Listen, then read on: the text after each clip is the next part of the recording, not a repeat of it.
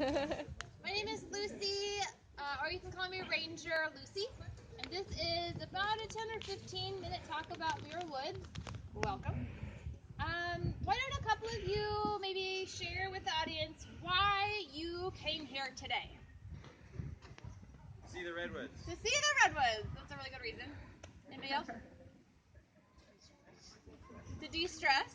Great place to do that. I need to figure out how one of the oldest living things on earth look like. Yep, what one of the oldest living things on Earth looks like. Good one. So these are all good reasons. I think there's a lot of reasons to come here, whether or not it's to learn about trees, or maybe the history of the park, or maybe you were dragged here by a friend or spouse. I'm happy to see you, whatever reason you're here for.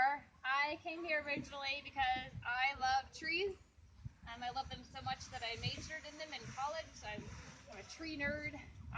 So I'm here to share with you why I think the trees in Muir Woods are so special. And we are surrounded by coastal redwood trees, which is what these big tall trees are all around us. Coast redwood trees have been around for a really long time. The scientists say they've been on Earth for about 180 million years, give or take a few million, probably. The trees in our park in Muir Woods are extra special. I'm going to share with you why I think that is. So I want you to imagine yourself standing right here 200 years ago. So early 1800s, and imagine what this place would have looked like 200 years ago. What do you think? Sounds the boardwalk much the same. Pretty much the same with the boardwalk. Probably pretty good observation. Anybody else?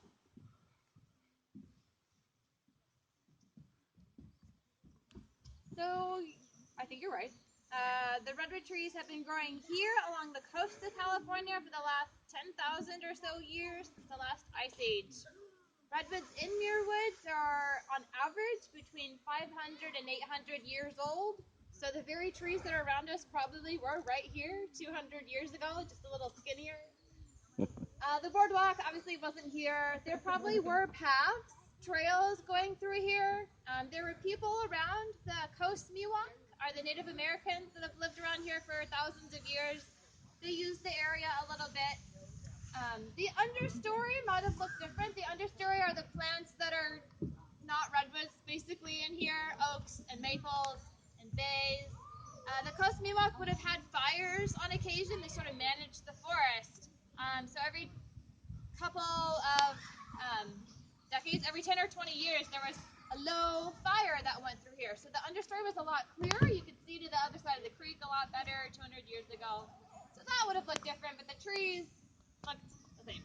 So now I want you to imagine yourself standing in San Francisco 200 years ago and think about what that would have looked like in the early 1800s. Mostly a forest. Mostly forest? And little bits of civilization here and there around the bay, some of the creeks. I think that's about it. In the Bay Area, so probably pretty different. And possibly horses. Possibly horses, yeah. And no cars, no. Definitely no cars, possibly horses. It definitely looked a lot different 200 years ago in San Francisco. Way less development, a lot less people, and more redwood trees. So redwood trees were never covering San Francisco, but they were more abundant in the Bay Area in general.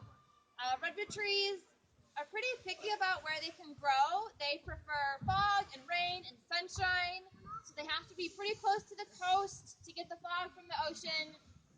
But they have to have kind of a protective barrier from all that wind, which is why they're here in Muir Woods, because we're in this canyon, which protects them from the ocean, but it's close to the Pacific Ocean to get the fog. And so there's more pockets of redwoods 200 years ago in the San Francisco and San Francisco Bay Area. So fast forward in time then to the year 1848. What happened in California in 1848? The trees got cut down. Why? Lumber? But why? What brought all these people cutting down trees in 1848? Gold rush. Gold was discovered in 1848, and the gold rush.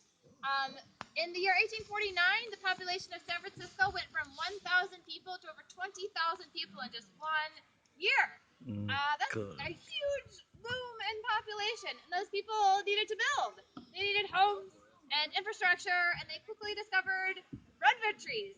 And redwood trees make really excellent lumber. Redwoods are tall and straight, which are pretty good quality and building material. Redwoods are also resistant to all sorts of things. Redwoods are resistant to fires, insects, diseases, and rot. There are no known killing diseases for a redwood tree. They have really thick bark, and they're loaded with tannin or tannic acid, which is a chemical compound that's not flammable. It makes the trees indigestible to insects. It basically makes the trees unstoppable. So redwoods are really great building material. So they cut a whole bunch of them down. This forest that we're standing in today was temporarily saved in the late 1800s. We are not that far from San Francisco. You were probably there 30 minutes to an hour ago. I know you're going to say there was no Golden Gate Bridge, and there was no Golden Gate Bridge in the late 1800s, but there were other ways to get here. The problem with this forest wasn't getting here, and it wasn't even cutting the trees down. The problem with using this lumber was it was hard to get the trees out. So you could cut all the trees down that you wanted, but you couldn't really get them out of here. That really windy road that you came down on was no easier, 150 years ago. Most big logs are transported either down a big old river, and I don't know if you saw Redwood Creek, but that is not a big old river, or through a railway system, and there's no big railroads around here. So there were just easier trees to be had in the late 1800s for building things. So then fast forward in time to the year 1906. What happened in San Francisco in 1906? Earthquake, yeah, earthquake started lots of fires and destroyed a lot of infrastructure in the Bay Area. It destroyed a lot of San Francisco, but it also caused a lot of destruction to the town of Sausalito. Sausalito is that little town just on this side of the Golden Gate Bridge. You might have driven through it on your way up here. Sausalito needed to rebuild. They wanted to rebuild their lovely redwood homes with new, lovely redwood homes, and they needed water. There's no major water source to Sausalito or San Francisco in 1906. And so they're thinking, where can we find some more building material and water? And eventually they realized that Sequoia Valley, which is what this is called in 1906, was just up the road and had lots to offer them in terms of resources to build.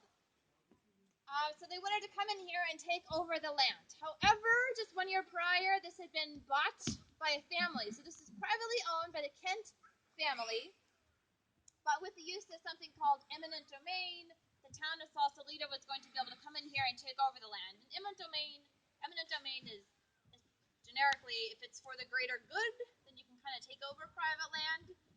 And they have a pretty good argument. People need places to live, and they need water, and those are just sort of basic human necessities. But the argument against taking over this land was a pretty strong one too. It was obvious to a lot of sort of redwood tree supporters that redwoods were already being cut down and logged at a really alarming rate.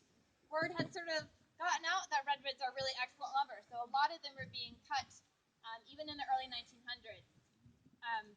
There's the lumber value, but there's also the wildlife value. There's a lot of wildlife that lives here in this park. We have salmon and trout and owls and coyote and deer and banana slugs, fox. It's a really important habitat for a lot of animals. This is a great recreational place for people for peace and visiting. And so they decided to fight the eminent domain proceedings because of all those reasons and more.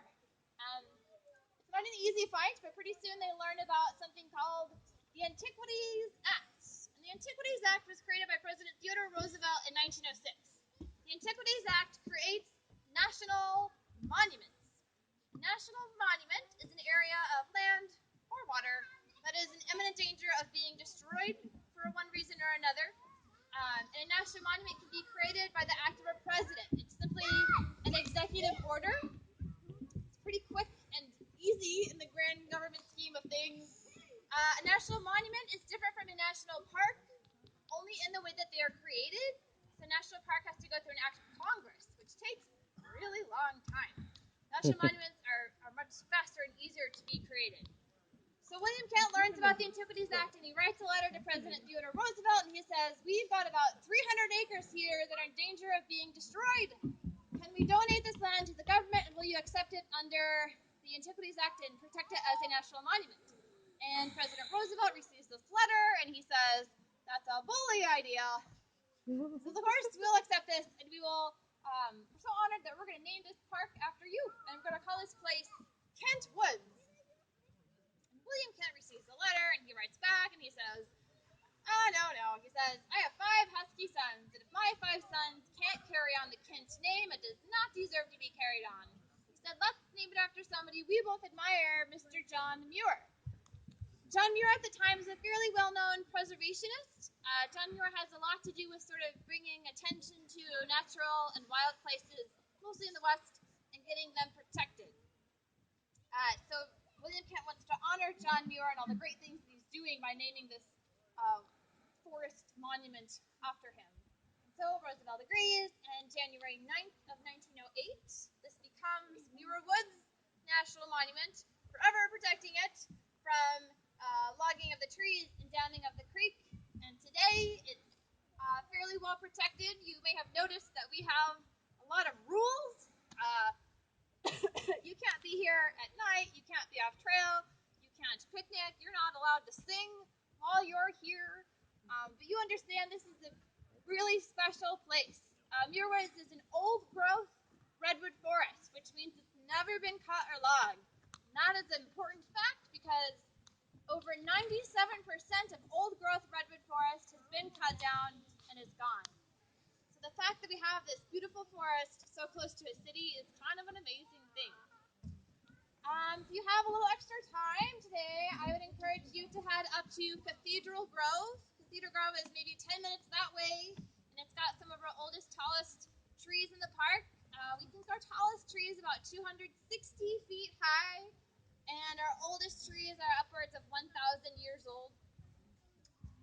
Cathedral Grove also has the site of one of the first meetings of the United Nations from 1945, so history fun fact for you to visit.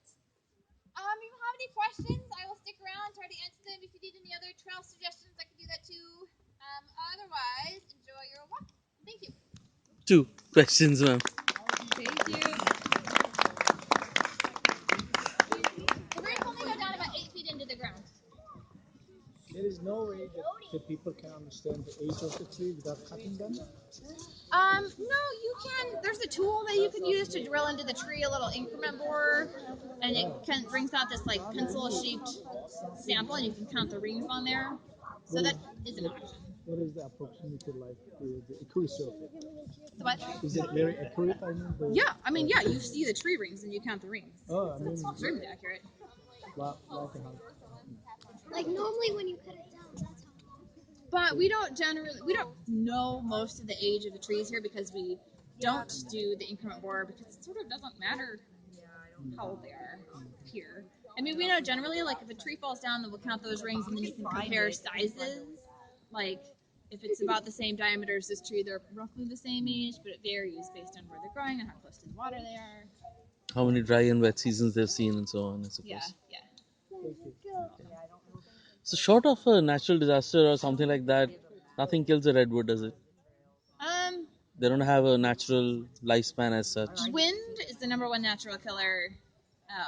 Wind is a number one natural killer. They have really shallow root systems, and like this winter, it was really windy and it rained a lot, so the ground is really soft and loose, I guess, and it knocked over 6 redwoods so far.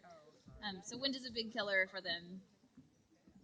That's probably the biggest one. Fires, not necessarily. Humans, obviously, cut them down, so that's a big one. But humans are very good at killing everything, including themselves. Thank you very much. You're welcome.